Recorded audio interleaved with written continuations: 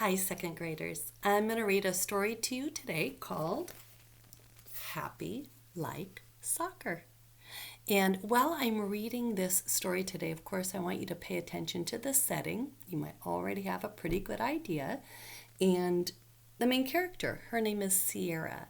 And in this story, Sierra has a problem. I want you to pay attention to how she solves it. This story teaches a real lesson about the kind of problem Sierra has. So we're going to really pay attention to that when we enjoy this story. It's written by Mary Beth Boltz and illustrated by Lauren Castillo. Nothing makes me happy like soccer. Picked for this new team with these shiny girls. My shoes have flames and my ball spins on this spread out sea of grass with no weeds. Fields with no holes and real goals, not two garbage cans shoved together like in the lot by my apartment where soccer means any kid who shows up can play. We've just learned something about the main character. Sierra, which one do you see that she is? You picked this one. You're right.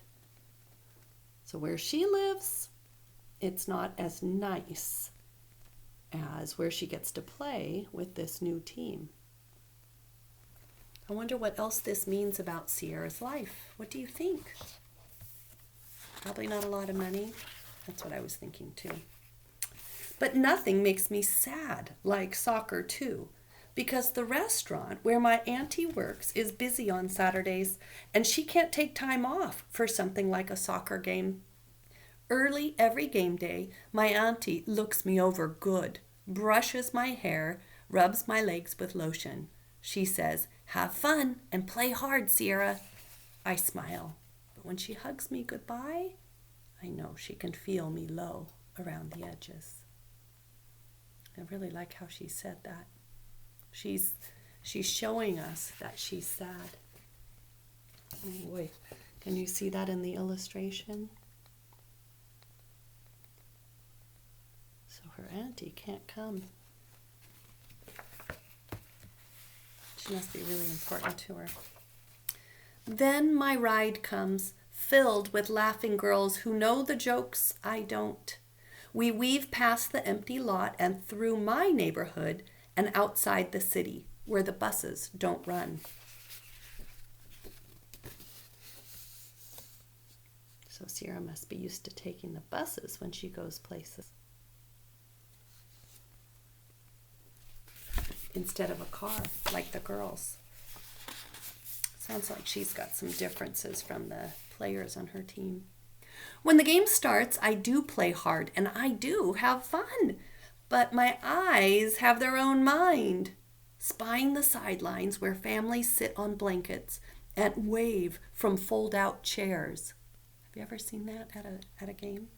They cheer for me by the number on my uniform, not knowing my name.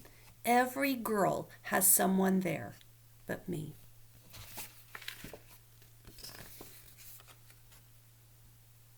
I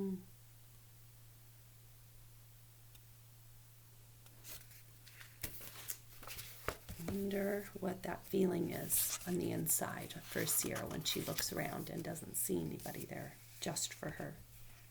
But all of her teammates have someone there. Coach Marco high-fives me and tells me he is glad I am on the team. When he asks me if there's anything I need, I bite my lip without meaning to and tell him no. After the game, we ride back home into the city through my neighborhood past the empty lot and right to the restaurant where my auntie brings me chicken and noodles. On her break, we talk about the game and what all happened as best as I remember.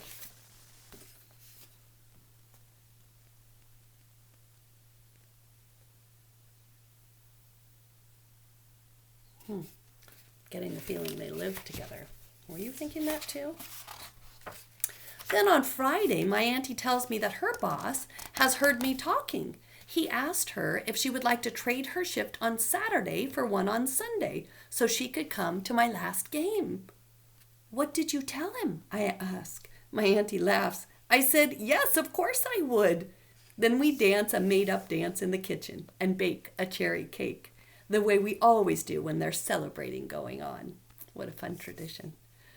That night, I am so excited that I dream about soccer. In my dream, I am running so fast that I lift off the ground a little bit. Even my ball is in the air. Flying dreams mean you're feeling fine, my auntie says in the morning. And she is right. So exciting.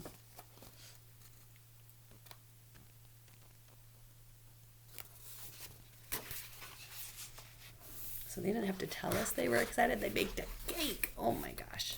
My auntie and I traveled to the game together, riding on one bus past the empty lot, then another through the city, then walking the rest of the way to the fields.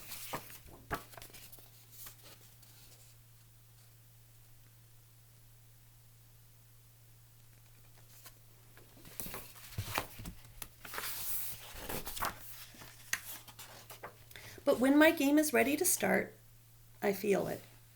Fat raindrops falling. Ooh, fat raindrops plopping. Oh, that's a good describing word. Then thunder starts its show, and in the distance, lightning. Coach Marco gathers us up quick and says the game is canceled, but will be rescheduled. I swallow, sure that the rescheduled last game will be on a Saturday. Sure, it will be outside the city. Sure, my auntie's boss won't do 2 favors right in a row. Dear Sierra, how are you feeling right now? Oof.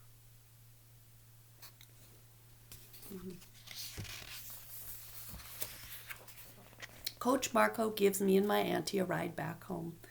In the car, my auntie sits by close, her hand warm, covering my knee. At home, we play cards and eat cherry cake and look at old pictures. My auntie pulls out the funny ones to make me feel better. And I would, except I'm thinking hard. What's she thinking about? Do you have a guess?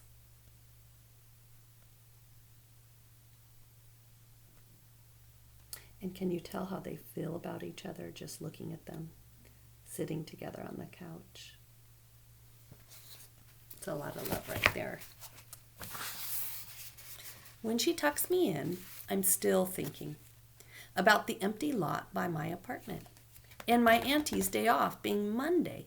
And I wonder if maybe this time, for this last game, I can answer Coach Marco's question about if there's anything I'm needing with something true.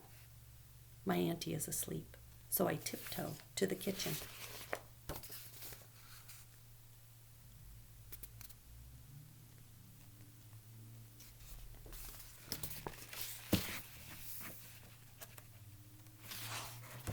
My heart is thumping the way it does when my teacher calls on me, even though I haven't raised my hand. I dial the first part of Coach Marco's phone number and hang up, shaky. I wait and try again. Coach Marco answers. I take a breath and tell him I'm sorry for it being late. And then I say my idea fast and I'll run on that maybe the game could be on a Monday. And maybe it could be at the lot by my apartment. And then maybe my auntie could come. Coach Marco is quiet, listening. Then he says he'll make some calls. I can't promise, Sierra, he says, but I'll let you know. What does that tell us about Coach Marco?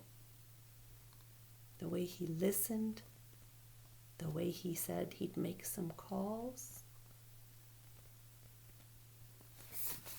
We're finding out about him. It is a long time until morning. City sounds are all around, mixed with my auntie's steady breathing and my own self-noisy with what I want to happen. Noisy in her head, I think, thinking and thinking, hoping.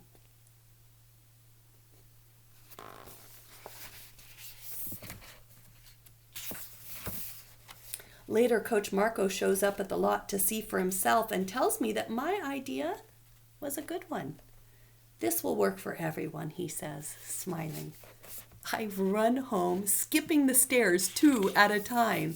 My words spill the story, and my auntie tips my chin up and looks at me, both amazed and proud. You did that for me, she says. I nod, and she pulls me close.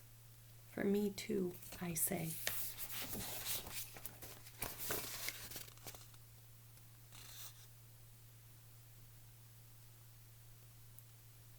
I think this picture really shows how they feel about each other too. At the last game, there are families on blankets and people waving from fold-out chairs.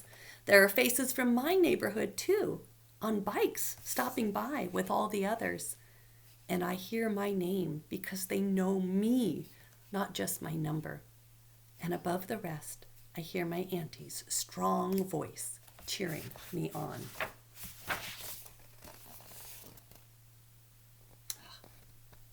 So beautiful.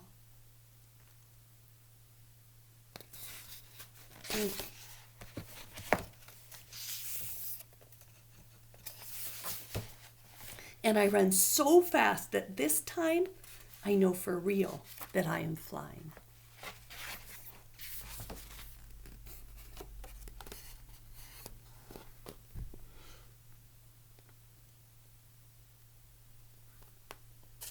I think that's a great way to put the feelings she was having. I think her heart was soaring. She felt so good. Well, happy like soccer. I hope you enjoyed it. I want you to think about what this story teaches. The lesson is really about speaking up when something is important to you and sharing special times with the people that you really care about. And it makes it all that much more special. I think that's why she felt like she was flying at the end. Thanks, second graders.